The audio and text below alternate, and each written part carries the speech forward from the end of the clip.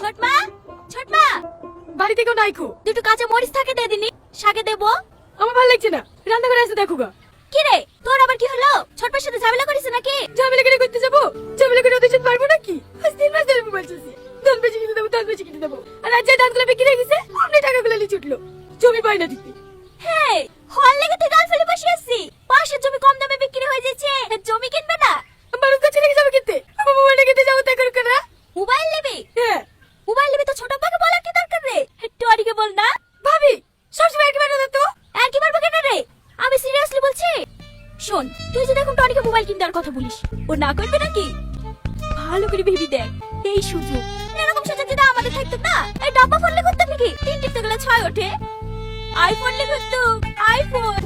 কিন্তু ভাবি ওকে তো আমি ভালোই বাসিনি, ওর সাথে আমার মোবাইল দিয়ে কি ঠিক হবে? বিশাল অন্যায় হবে, যাবজ্জীবন জেল হয়ে যেতেও পারে। কথা শুনে আর বাঁচিনি। দে দে, দুটো কাঁচা মরিচ দে, বাড়ি যাই। ভাবি কি বলবো বল? তোর বান্ধবীর সাথে প্রতি মাসে মোবাইল চেঞ্জ করে, কোথায় পাই তুই বল? কোথায় পাবে আবার? বয়ফ্রেন্ডের সঙ্গে লেই। তাহলে ও কি সবাইকে ভালোবাসতে যায় নাকি? আগেকার মোবাইলটা ছোট বোনকে দে, নতুন বয়ফ্রেন্ডের সাথে একটা আইফোন নিল, আর তুই একটা মোবাইল নিতে কি ভাবে কুল পাসনি? কিন্তু ভাবি পরে কিছু হবে না তো? দে দে, কাঁচা মরিচটা দে, তোর দ্বারা কিছু হবে না। ঠিক আছে ভাই, ঠিক আছে, দাও তোমার মোবাইলটা দাও, টনিকে ফোন লাগাই। লে।